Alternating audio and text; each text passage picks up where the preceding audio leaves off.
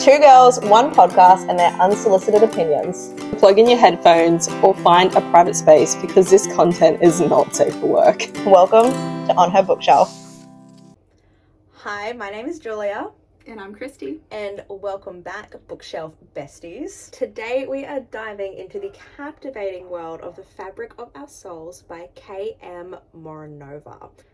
But before we plunge into today's episode, we do have a quick heads up for our listeners. Our discussion will touch on some sensitive topics, so please be mindful of any content or trigger warnings as we explore the themes of this book.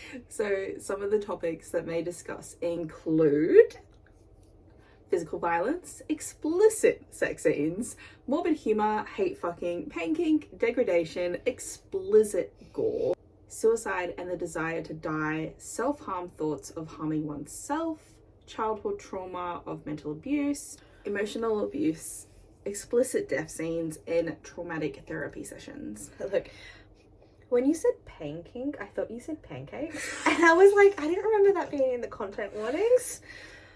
It's not, but I feel like there is a scene with pancakes. Yeah, it's her safe word. It's her safe word. Yeah, so I think it is also important that we do read the author's note for this book. This book is not a self-help book. Everything is morally grey, and it's not for those who don't enjoy dark-themed books. This is a deep dive into emotional and mental illness from the author's perspective. Not everyone experiences depression or irrational thoughts in the same way. This book romanticizes rehabilitation centers and mentally unwell people falling in love. Your mental health is important, and if this book is not for you, then that's okay. But to briefly summarize the essence of The Fabric of Our Souls, it has strong character development and lovable characters. We found them quite lovable. Yeah. The flaws of the main character are a main focus of the story. There is a mix between both plot and character-driven themes. It's also only just shy of 300 pages, so it was quite a quick read, and it's fast-paced as well. Now let's set the stage for The Fabric of Our Souls. It introduces us to Win and Liam, two individuals grappling with complex struggles. Win battles with the overwhelming desire to end her life, whereas Liam seeks punishment for his past sins. He's a masochist who wants to feel the pain as a reminder that he's alive. Their relationship unfolds within the walls of Harlow Sanctum, a mental health institution that promises treatment and healing through unconventional methods. The tension and romance between Win and Liam add a captivating layer of depth to this narrative. Don't even get me started on Liam's dirty mouth. It had me blushing. Yeah, you are definitely a sucker for a guy with dirty words. Yes, I am. But yeah, definitely spicy. But beyond the romance, the book also shines in its portrayal of mental health issues. So throughout the book, we do witness the characters' battles against their inner demons, both gut-wrenching and inspiring. Win's journey definitely tugs at your heartstrings. From her guilt, from her suicide attempt, to the fleeting moments of her happiness, it's a rollercoaster of emotions. Yes. And the plot twists, they had me gasping, yelling, and then shedding tears by the time I reached the epilogue. From the highs of hate-fueled encounters between Win and Liam to the lows of confronting painful truths from their past, this book kept me on the edge of my seat. Also might need to hit up a doctor from the whiplash, from how fast I was thinking, damn, they should have a threesome, to bawling my eyes out. Agreed. So what did you rate it? 5 stars. 5 stars, hands down. The exploration of mental health, the gripping plot, and of course the steamy romance. It just all came together so perfectly. This book did hit very close to home. I felt shattered and put together, but also seen. And for the spice, I'd give it a solid 5 out of 5 as well. That hate turned love dynamic between Win and Liam, whew, it was scorching. I feel like this is where I'm going to start arguing with you. I gave it 3 stars overall. Same for the spice. Look. Don't get me wrong. I enjoyed the book. Like, I adored that the author wasn't afraid to shy away from hard topics. I loved the dark humor, and I thought the contrast between the two characters was interesting enough to keep me captivated. but it was only a 3 for me. And look, we'll get into it more as we go through our discussion, but yeah, might make for an interesting conversation between us. I think we're gonna fight. I think we're gonna fight this episode. Fisticuffs, like. I'm ready. I've got a mean uppercut, Christy. But look, I want to point out, I loved that the author was not afraid to shy away from these dark topics. I loved her take on everything, and I respect her for putting her words out there. It was just 3 stars for me. 5 for you, so it does show that it isn't for everybody. I'll forgive you. Okay, cool. So let's dive in. Our journey begins with Win in an opening line. I was born with a bad heart, literally and figuratively. Immediately sets a tone for this character. She's just woken up in the hospital after attempting to take her own life. Her brother James is next to her side in the hospital. You hear her inner thoughts, the guilt she feels for putting him through this, the struggle that she's relieved to be alive, but also not seeing the point in still being here. This whole scene hurt. Yeah, look, it was a fantastic opening chapter, and it really did set the tone for what we were about to get ourselves involved in. And it also didn't take long for us to get introduced to our main male character, Liam, or should I say Nurse Hull. So we meet Nurse Hull. He's rude, he's young, he does not look like he belongs. He's drawn to Win's room after overhearing the nurses talking about the new patient, how they felt bad but were unsympathetic towards Win because she was so young and beautiful but still wanted to die. So Nurse Hull sneaks into her room to pique his interest about the girl that wants to die. So I think it's also to touch on a little bit more of the character backstory. Win and James, they only have one another. It's a dead parent scenario. So James is actually the older brother, and he has a sense of responsibility to take care of Win.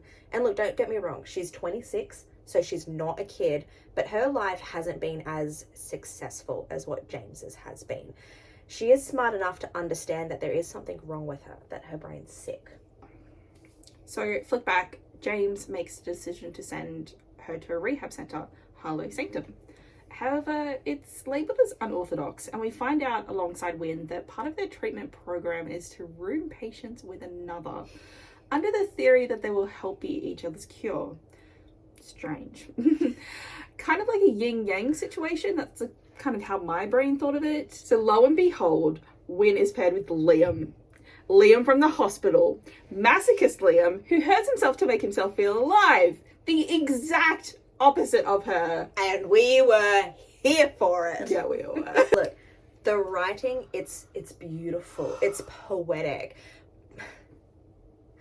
But look, I also felt like none of our 3 main characters had their own unique voice. They all spoke like tragedy was romantic, and I get that was like the tone that the author was going for. But I feel like I would have enjoyed the story a little bit more if the characters' voices were a little bit more unique to their own individual personalities. As you just hinted at, there are 3 main characters. So alongside Win and Liam, we also meet Lanston, Liam's best friend. I loved Lanston with my whole soul. I would have sold my kidney for this book to be a wide choose, but alas, it was not written in the stars. Lanston and Win are the exact same. They feel too much, they both don't know how to live in a world with such strong emotions and feelings. This intrigues Liam, he just doesn't understand it. These characters all have super dark pasts and complicated, deep-rooted issues. Obviously, it's set in a mental institution. Okay, backtracking ever so slightly, I would have been happy with the whole love triangle scenario a little bit more, because Lanston also has feelings for Win. But yeah, look, Lanston is exactly what both Liam and Win need, and I thoroughly enjoyed the simple friendship between them. It was just like the pure happiness that she experienced in just having a friend in such an unlikely place. It was beautiful. There are scenes where you can see that the friendships are actually helping Win heal, and the fleeting moments at first, like when she's dancing in the rain, when she finally shows like a true smile for the first time, and when she sees Liam play the piano. But these moments, they all lead to her starting to actually want to get better. But Liam is hiding things. He has a journal in his drawer that Wynne finds with articles and notes about people that have gone missing over the years at Harlow Sanctum. There's mention of a Crosby, and we later find out that that was his roommate, but he just disappeared. He also gets weird texts from his mum, always repeating the same things. Be nice to your brother when he comes to visit. But we never read anything about him visiting. This whole book had me so confused for so long, but when it clicked, it clicked. Yeah, so this added plot mystery was actually something that caught me off guard as I was reading. Though, don't come at me if it was mentioned on the back of the book. I didn't read it. I often don't. I like to go into stories as blind as possible, but I was here for it. I also went in blind. I did not expect any of this. Yeah, but I was like, oh, okay. Yeah, because like the most that I knew going into this book was that it was seriously going to touch on mental health topics. It was going to be emotional and sad at times. And I knew one character wanted to live while another character wanted to die. And I was like, cool, interesting concept enough. But the fact that we started adding a layer of mystery and a bit of an underlying plot, and there was history to discover at Harlow Sanctum, I liked. I was here for where the author was going to take us. Same. I might actually say what I thought the book was going to be, because I went into this, I saw a reaction to it of someone sobbing, and I thought, okay, and I read the blurb, and I thought, are they going to fall in love and one of them's going to kill themselves? That's what I was thinking. I thought it was going to be like a Romeo and Juliet situation. I expected none of this. So I was pleasantly surprised. Yes, yeah. When I was told that this book was going to be sad and really going to tug on the emotional heartstrings, I was anticipating a death of one of our two main characters. Yeah. Look, there were concepts that I kind of anticipated, having like a little bit of knowledge about the story, but there was definitely other areas that caught me off guard, and that was refreshing. It's always nice to kind of be surprised by a story. So we get this dance between the two characters. Flirting, him insinuating with his dirty mouth, and her not taking his shit. The tension is thick. I couldn't wait till they banged. When they finally do, it is literally a hate fuck, and I died and went to heaven. Liam is kinky. He likes to inflict pain, so you can imagine where this goes. And look, can I just say, I enjoyed a sex scene where it actually was hate fucking, like brilliant. And I also enjoyed that the two main characters, when they did start flirting, they were just blatantly obvious. They didn't care who was around them. They were openly insinuating that they literally wanted to get into each other's pants and they were going to bang later in their rooms. I was just here for how forward they were, especially coming from a female main character as well. Yes. Oh, and can we acknowledge how refreshing it was for a main character to use a safe word as well? Yes. Especially like reading about so many books that are kink and BDSM orientated, and they like to obviously talk about the fact and how important a safe word is and choosing a safe word. And should we just maybe put in a sidebar here that her safe word was pancakes? But yeah, Wynne actually uses her safe word, and I loved it. I feel like it's so important to have stories that actually use a safe word and for it to go exactly how it should play out in her, I guess, sexual partner. Yeah. No, I 100% agree with you. It's very, very rare that you find that in a book. So, no, I agree. Yeah, well done, K.M. Moronova. Yes. Brilliant. Chef's kiss. Brilliant representation of so much happening here. And with these moments, we also get some scenes that aren't just sexual. There's a scene where Liam hurts himself, Wynne patches him up, takes him to the showers, and puts him to bed. I absolutely love this trope. Me too. I don't know what it is about the showers and him being naked and vulnerable and her just doing the healing and fixing him up and tending to his wounds. I love it. I am also here for that trope. And we also find out that when she sleeps, he sneaks into her bed to hold her while she has nightmares. And oh my god, I felt so many things.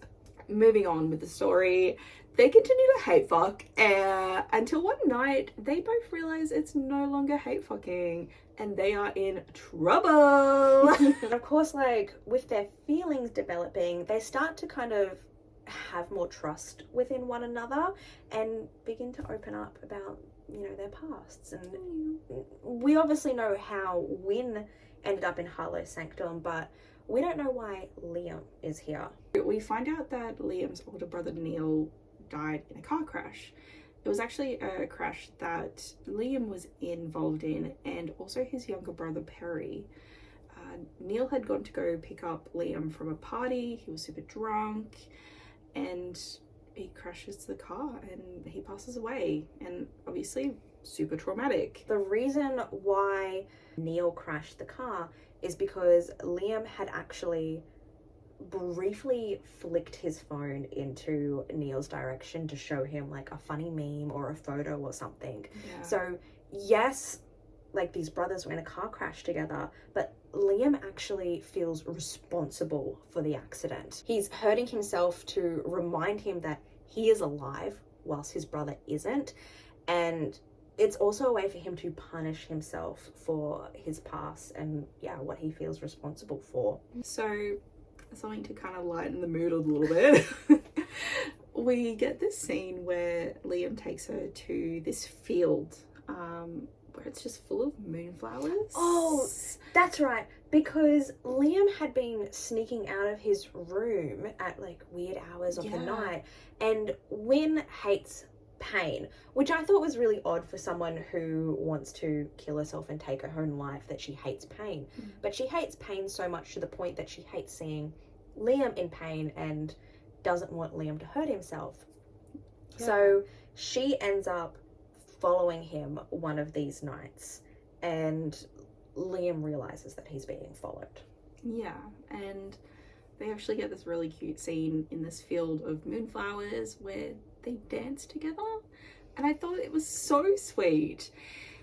Ends up being morbid in the end, but cute at the time. Yeah, look, I loved the moonflower scene. I thought there was just something so beautiful and poetic about it in the moment between these characters. And look, here's some thoughts that I have as well. I've got to point out that while Liam and Wynne start opening up to one another about their traumatic pasts, Liam isn't telling her everything. There's still a lot that he leaves her in the dark on, and it's not even necessarily like his story to tell in its entirety. Like, yes, there are aspects that we find out later on that are his story to share, but he's keeping her in the dark about a lot of the history of Harlow's sanctum, and a lot of this it's common knowledge amongst the other patients, and it's just general history of the institution as well.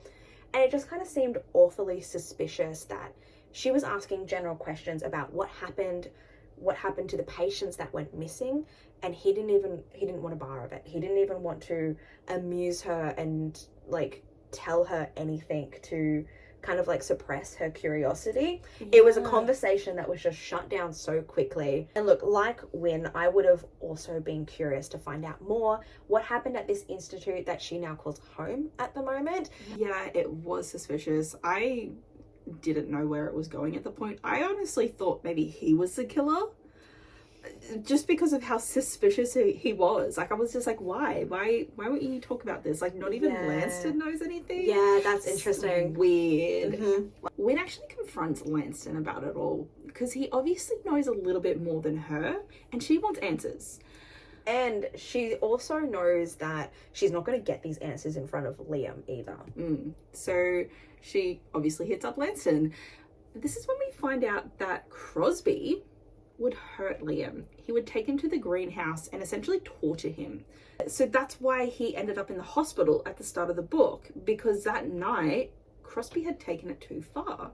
Yeah, and like all this time I kind of thought Crosby was, like he was Liam's roommate, but I thought he was someone that had left the institution like ages ago, months ago, and just like Liam had been without a roommate ever since.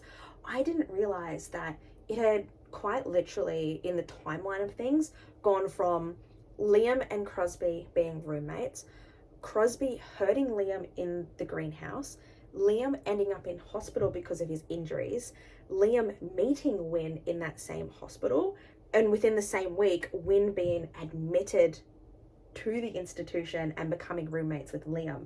It's quite a quick timeline. Yeah, it didn't click for me that either. I thought maybe he got missing like 10 years ago or something, because that's when the disappearances had been. Weird. Very weird. But, you know, it adds to that underlying plot and mystery that we've got happening in the background. Like, there's more to discover here. It's not just, I guess, a story on mental health and healing from a mental health and what happens within the walls of, like, a mental health institution. There is a murder mystery. Yeah. And we're here for it. I feel like it should have been so obvious now that it was Crosby. Now that I have said that sentence, I'm like, it was obviously Crosby. I'm so stupid. So am I. Don't worry. I literally, by the end, I'm like, oh, I get it. I get it. But it's good. It's a good thing that she caught us by surprise. It wasn't predictable. Yeah. I like that. Cool. So obviously the plot ends up moving on. We've got this beautiful friendship between Liam, Lanston, and Win. So the patients of Harlow Sanctum, they're allowed to have weekends out at the nearby town. And it's during one of these weekends that Liam and Lanston tell Win that they're booked in to go get tattoos. They're getting matching tattoos. I'm like, cool, love it. I'm here for matching tattoos. We have matching tattoos. And Liam and Lanston, they actually already do have matching tattoos. They've got the Roman numeral 2 tattooed on them. And like I said, I like matching tattoos, but I actually found this scene a little bit weird, in my opinion, because, Liam and Lanston go in to get matching tattoos, but they're booked in to get their Roman numeral 2 into a 3 to represent the 3 of them, as in, like, Liam, Lanston, and Win. But this is all a surprise for Win, and it's like, what, it's only been maybe a month since they all became friends? I'm like, isn't this a little bit too soon to start getting matching tattoos with the new girl who you've just started fucking and one of them has a crush on? And they also actually didn't check to get her permission first to see if it was okay for them to represent her, I guess, in permanent ink on their skin that way. I'm like, okay, a few little red flags, but she was here for it. She was all for it. But better yet, did they actually want to ask her if she wanted a tattoo as well? Yeah, because rude. Because that's where I thought it was going. They were all booked in to get tattoos. Liam, Lanston, Win were going to get matching ones, and they were going to surprise her with what this matching tattoo was going to be. But she wasn't involved. Yeah, that was a bit rude. She was just there to, like, hold their hands and I would be see them. so salty at you if you did that to me. Yeah, right? You want to tattoo without me? Yeah. So, you know, I was like, love a matching tattoo, but would have liked to see the main characters have done it a little bit differently. Like, ask for her permission first, or better yet, get her involved. Like, yeah. Speaking of weird things. I'm not a pregnancy trope girly. Neither are you. We know this. And Breeding King doesn't really grab my attention. But when this man threatens to pull out her IUD and essentially put a baby in her, I was so confused. I was so fucking confused. Yep. This gave me the ick. And, like, that's going to hurt. Yeah! Red flag. Like, why would you say that? Why would she even consider him to do that? Go to a medical professional. Yeah, don't do that. Please don't do that. But then back to, like, it's like a dark romance. I've heard this before. He's a masochist. I get it. He wants to cause pain. It was just weird. I was very confused. I don't know. That made my internals cringe. Yeah. Just thinking. And I know it was like a sentence said in passing from him, but, like, that was enough for me to go, yeah. Well, it was in the middle of a sex scene, though. And I was, oh, that's right! Yeah, it was when they were fucking in the car. And I was like, this is hot. And then it gets to that, and I'm like, I'm just gonna skip over that and keep reading, and then it got hot again, so it's fine. But it made me stop and be like, Yeah, I think like you, I was like, I'm just gonna pretend I didn't read that. Yeah. Weird, but the group gets sent out for like an extracurricular for the harvest dance in town. I think they have to like.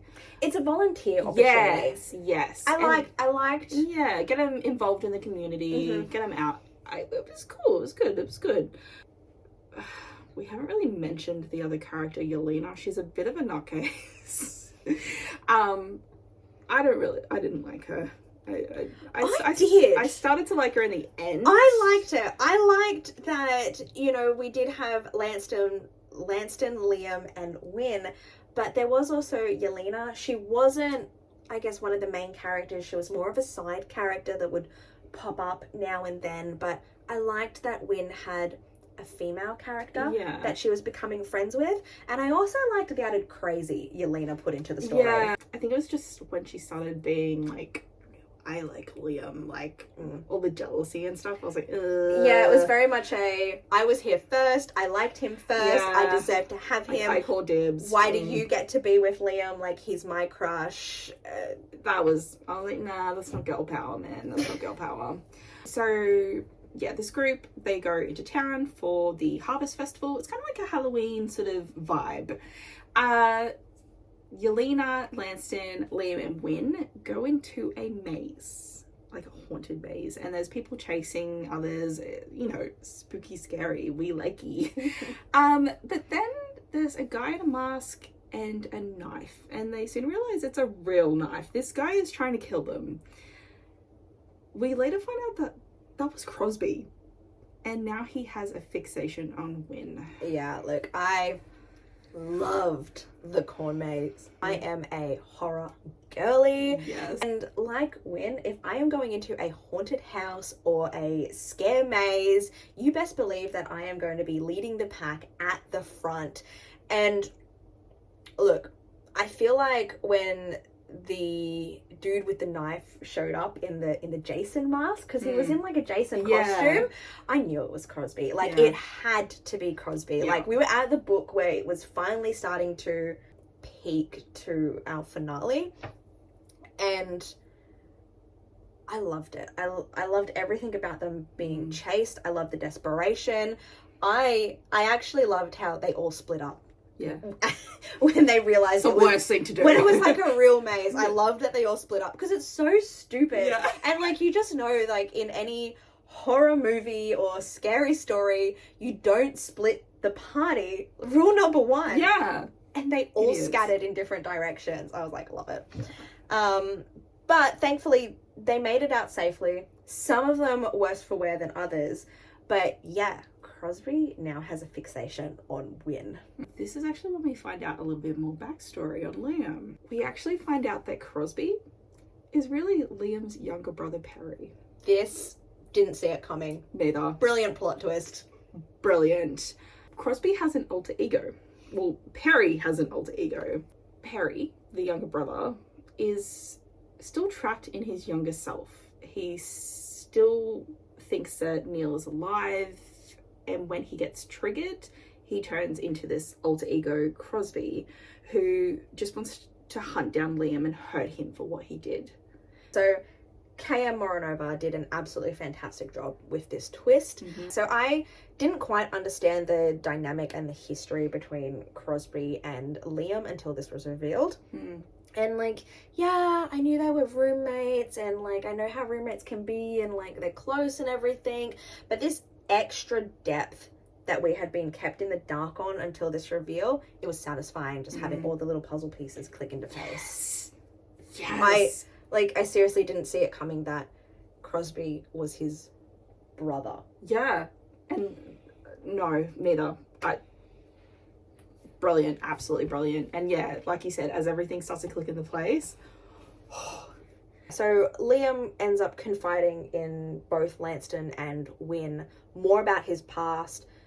We discover that it is Crosby who is responsible for the disappearing patients all those years ago.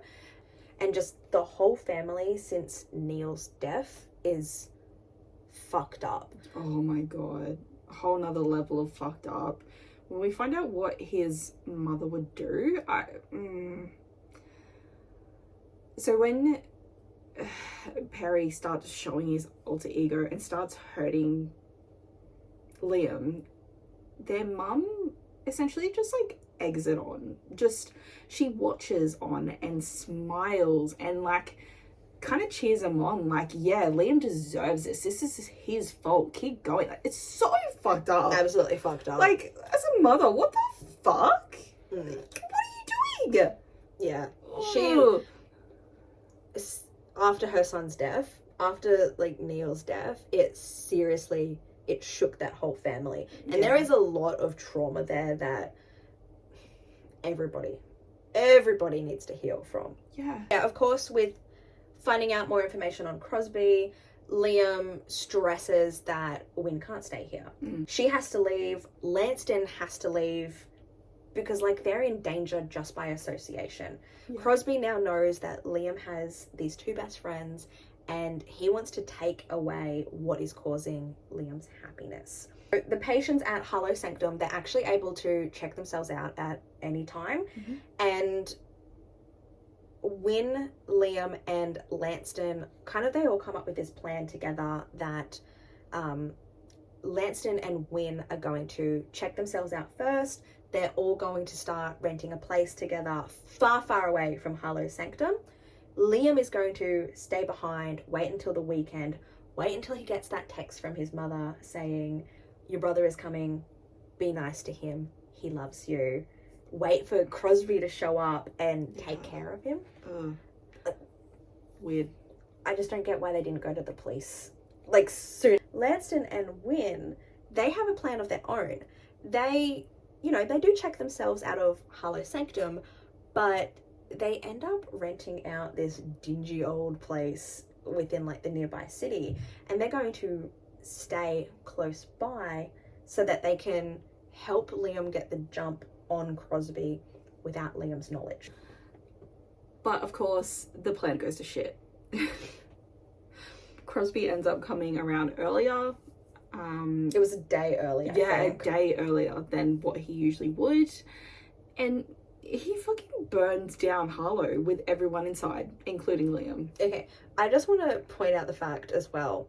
I loved the level of crazy we got from Crosby at this stage. Yeah. Because Liam had gone to his usual meeting point with Crosby, but instead of finding Crosby, he just finds this letter.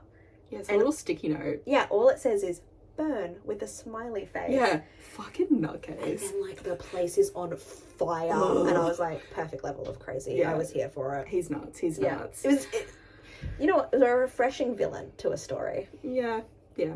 I get it. Yeah. Wynne and Lanston think that Liam's dead. They witness all of their friends die, essentially. Everyone dies in the fight. And yeah, you obviously witness the moment they think that Liam's dead, and it fucking broke me. Yeah, this was a heartbreaking scene, and I wasn't expecting this level of tragedy within the book. Like, I knew it was going to be sad. I was anticipating some kind of character death. I wasn't anticipating over 50 people burned to death in one go. Plot twist. Liam's not actually dead. Perry, Crosby, whatever you want to call him, he ends up taking Liam to the place that Wynne and Lanston were staying at while they're not there, and, has them tied up and is just essentially waiting for them to get back so he can kill them in front of Liam. It's fucking cruel. He's not. But that's what I liked about this villain. I liked his level of crazy. As Liam's tied up, awaiting his death, Perry actually comes out of his episode. He's Perry again, his little younger brother. And he's confused. He's like, where are we? What's happening, Liam? Like, he's a scared little brother. And Liam ends up kind of talking him through it, just kind calming him down, making sure he doesn't trigger him again. Like, it's okay, just can you untie me? Let's get out of here. Let's just go home to Neil. Like, he just plays on the narrative that's going on in Perry's head. I'm not really sure how it actually plays out after this. It's all kind of a blur, but essentially Liam escapes. Perry comes out of his episode and is Crosby again, chasing him. They end up on a cliff, and that's when Wynne actually finds them. She separates from Lanston. She just has this feeling, and she goes up to the cliff, and this is where this whole scene unfolds, essentially. I think it's also important to point out that this book is told from multiple point of views, and the author has done a fantastic job in just heightening like our anxiety as readers in not understanding what is going to happen next, because the book shifts back and forth between Wynne's perspective and also Liam's perspective. Yeah, my anxiety is high just talking about it. Crosby shoots Liam and Wynne. She actually gets shot in the heart, and she has a bad heart. As we know, like right from the first sentence, she has a bad heart, literally and figuratively. And Lanston essentially stumbles upon the scene. He finds them all lying there, thinking they're all dead. Even Crosby's been shot. I think Liam shoots him. I don't know the turn of events. There was so fast paced. Big confrontation between the three of them, and there's showdown. Lanston finds this. He finds Liam's like knocked out, but like he might still be alive. Crosby looks dead. Wynne's dying. He can see the blood pouring, from her chest. He's like holding on, putting pressure, like, you're gonna be okay. Like, stay with me, don't leave me. Like, it's fucking heartbreaking. I was sobbing. Yeah, I was fucking shedding tears at this stage. I'm like, I wasn't sure what was gonna happen. I wasn't sure who was gonna live, who was gonna die. Like you said before, was this gonna be a Romeo and Juliet book where one takes one life, the other follows? And then, like, we come to this moment with all three of them being injured. I was like, are we about to lose all three main characters? Because I honestly, I couldn't predict what was going to happen next. But I was sobbing. I was sad. I was fucking distraught. As you would have probably seen in the TikTok video I made of my reaction, I was a fucking mess. Lanston even gets shot by Crosby, because Crosby wasn't even dead. And then Crosby ends up getting shot anyway and dies. I think the police stumble upon the scene. Is it Liam that shoots him?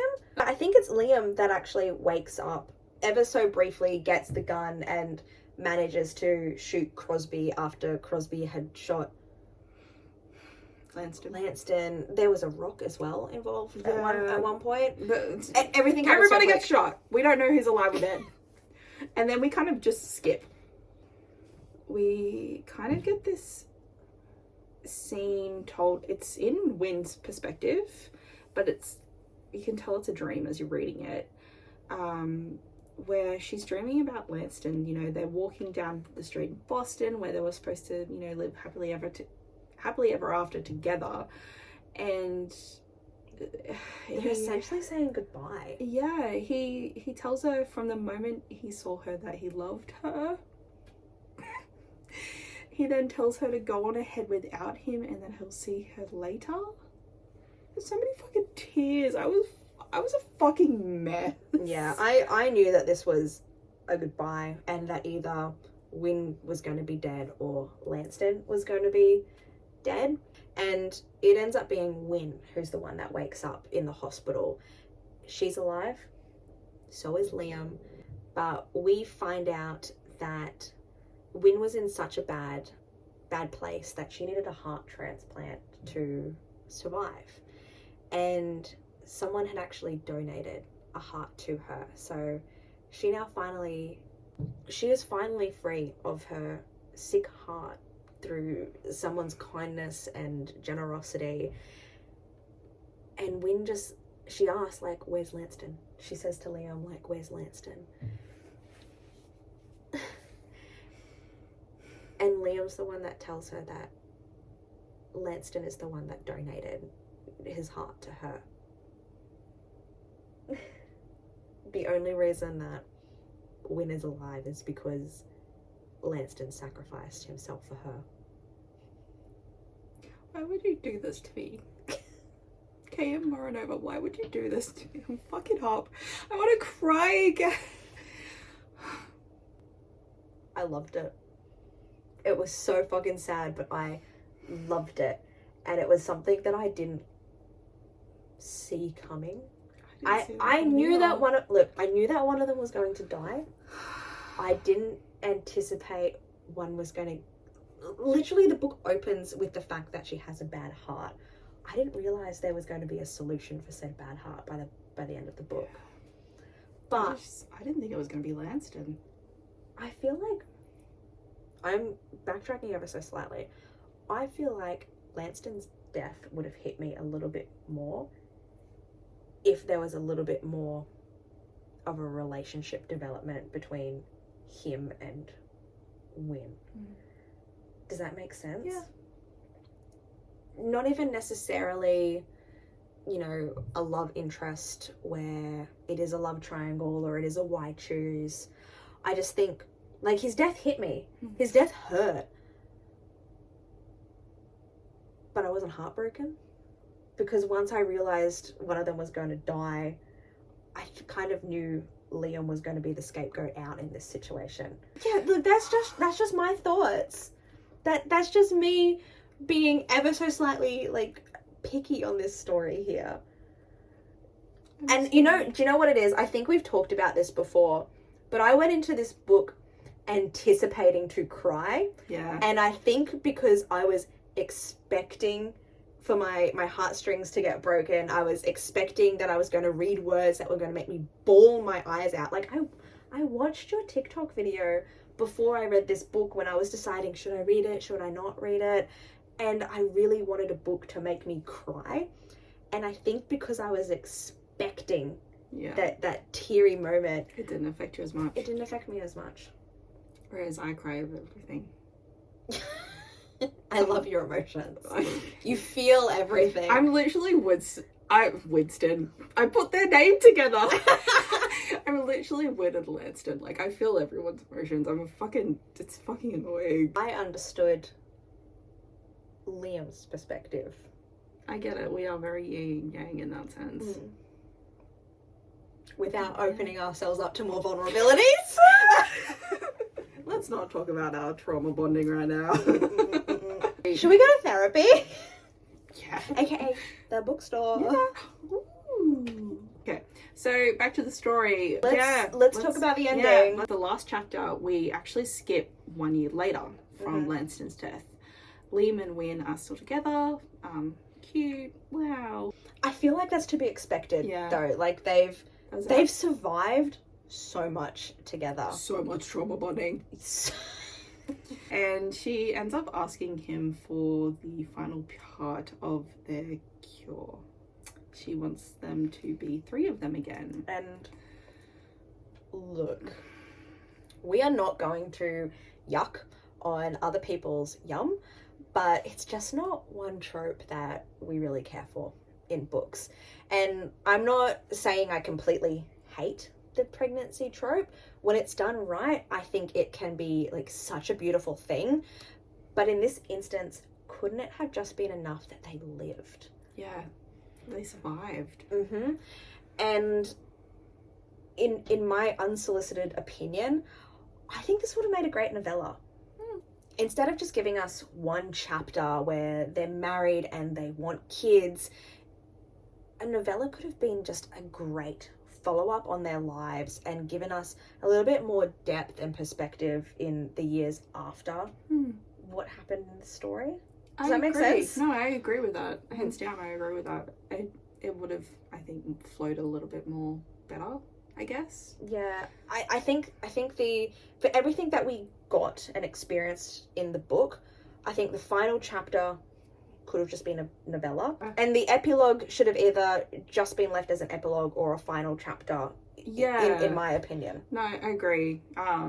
So, epilogue, it actually is 2 years later.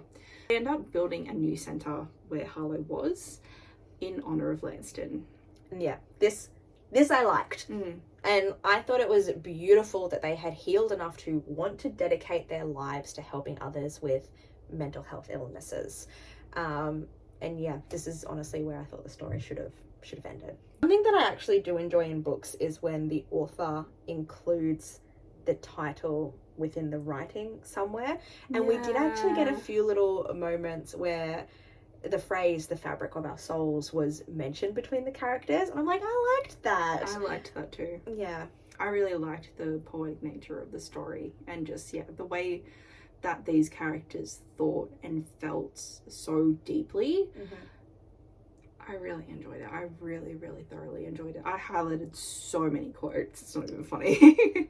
I enjoyed imperfect characters. I enjoyed their flaws. I liked that this book was different to a lot of what I had read and what I'd been reading previously. So it was actually quite refreshing, despite, I guess, the dark nature and underlying mental health issues that aren't always the easiest topics to read about. There is definitely a level of vulnerability as characters and even as readers when you find yourself understanding understanding their thoughts and how they're thinking. Like, you're kind of like, oh yeah, I would think like that too, sort of thing. So it was kind of quite confronting reading that.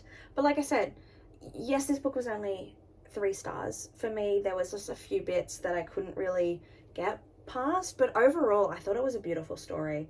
I absolutely loved the world that K.R. Moronova developed.